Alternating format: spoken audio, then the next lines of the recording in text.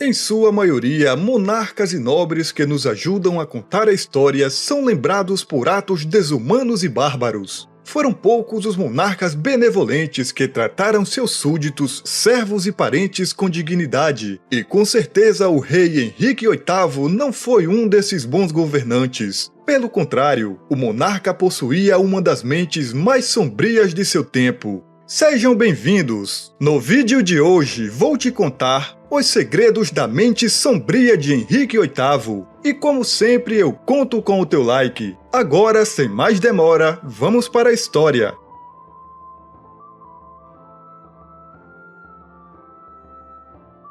Poucas coisas poderiam superar o rancor de Henrique VIII por algumas de suas esposas e pela Igreja Católica. Em algum momento da história, um devoto ferrenho do catolicismo, Henrique VIII foi intitulado Defensor da Fé por um Papa depois que ele debateu com o líder protestante Martinho Lutero. As coisas começaram a desandar entre o rei e o Vaticano quando o Papa, na visão de Henrique, passou dos limites no que podia proibir. A primeira esposa de Henrique, Catarina de Aragão, não foi capaz de produzir um herdeiro para o exigente rei, e a paciência de Henrique foi diminuindo cada vez mais. As chances de Catarina engravidar eram quase nulas e o rei estava preocupado com o futuro de sua dinastia que não era tão longa. Ele queria se divorciar dela e uma nova dama estava no radar, Ana Bolena.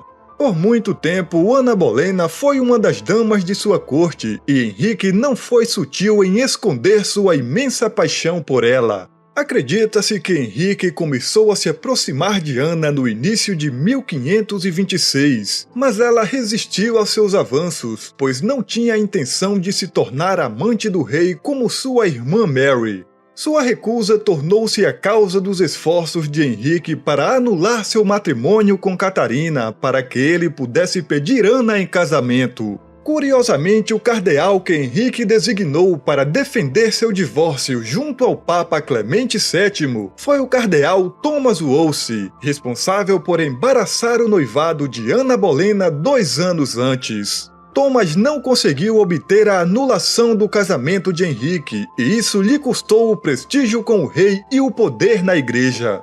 Henrique bateu o pé, ficou brabo feito uma porca amarrada, mas o Papa não aceitou o divórcio. Então ele simplesmente proclamou: "Vou criar uma nova religião, a Igreja da Inglaterra, e também serei seu chefe supremo." Assim foi fundada a Igreja da Inglaterra, ou Igreja Anglicana, a principal igreja do reino inglês, apenas para satisfazer as vontades e desejos de Henrique VIII. Em 1532, o conselheiro do rei, Thomas Cromwell, anunciou uma mudança na lei, tornando Henrique o chefe da Igreja da Inglaterra, removendo a autoridade do Papa sobre o reino inglês. De acordo com a nova lei, todos os mosteiros ingleses deveriam ser fechados e seus bens transferidos para os cofres da coroa. Opositores da Revolução como o velho amigo e conselheiro de Henrique, Thomas More, foram eliminados sob duras leis de traição.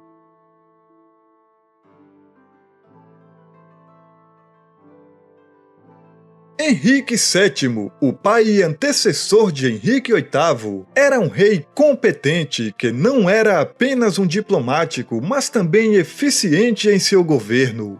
Infelizmente, seu filho Henrique desperdiçou recursos e desmantelou os métodos tranquilos e monótonos mais prósperos de seu pai para estabelecer a dinastia Tudor. Graças ao bom governo de seu pai, Henrique VIII herdou uma fortuna milionária. Mas apesar do fluxo de dinheiro vindos dos mosteiros e dos novos impostos criados por Thomas Cromwell, o tesouro de Henrique VIII estava quase sem fundos para pagar suas dívidas. Não havia limites para os gastos excessivos e estilo de vida luxuoso do rei. Henrique VIII se importava muito com demonstrações de poder, e essas demonstrações não saíam baratas. Ele também dava as festas de Natal mais extravagantes e caras de sua época. Logo após herdar o trono aos 18 anos, o jovem rei gastou o equivalente a 16 milhões e meio de libras em uma série de eventos luxuosos. A receita total dos impostos naquele ano foi equivalente a 13 milhões e meio de libras e o Tesouro Real fechou no vermelho. O dinheiro foi gasto em comida, entretenimento e presentes, incluindo generosos presentes individuais para funcionários.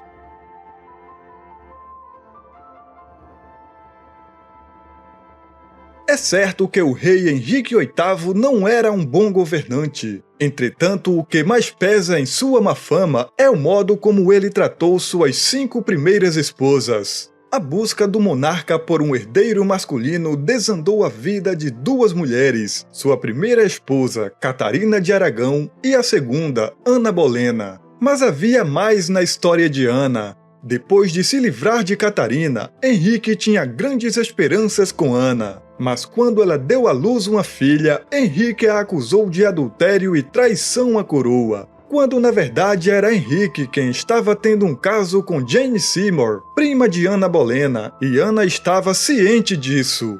Porém, as pessoas viam Ana como a vilã da história de Catarina de Aragão e não Henrique. Quando o rei se voltou contra ela, muitos o apoiaram para se livrar dela. Ana tentou entrar em contato com o rei uma última vez por carta, mas Henrique decidiu se livrar dela e se casar com Jane Seymour. 4 homens foram julgados por terem caso com Ana. 3 deles se declararam culpados. Ana foi julgada separada e nenhum deles sobreviveu ao julgamento. Depois que Henrique mandou eliminar Ana Bolena, ele não perdeu tempo em se casar com Jane Seymour, que conseguiu lhe dar o filho tão desejado. Infelizmente, Jane faleceu pouco depois do parto e o rei ficou viúvo novamente.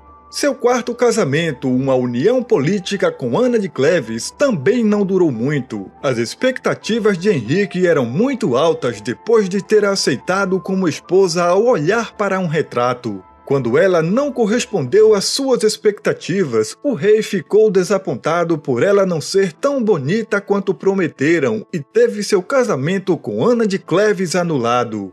A 5ª esposa, Catarina Howard, teve o mesmo destino de Ana Bolena. Ela também foi acusada de adultério e perdeu a cabeça por isso. Mas provavelmente, ao contrário de Ana Bolena, Catarina Howard de fato teve um relacionamento com Thomas Culpeper. Os registros do palácio de Hampton Court afirmam que antes de perder a cabeça, Catarina escapou dos guardas e correu desesperada para o corredor na esperança de alcançar Henrique na capela e defender sua inocência, mas os guardas a alcançaram e a arrastaram pedindo por misericórdia. Atualmente esse corredor é chamado de Galeria Assombrada e há rumores que o fantasma de Catarina ainda vagueia por lá pedindo misericórdia que nunca foi dada. Esses foram alguns atos maléficos da mente sombria do rei Henrique VIII. Se você quer criar um negócio na internet contando histórias e ter a possibilidade de ganhar dinheiro com o YouTube, clique no link do comentário fixado e saiba como. Eu fico por aqui e te peço para deixar o like e se inscrever no canal para receber todos os vídeos. Nos vemos na próxima história.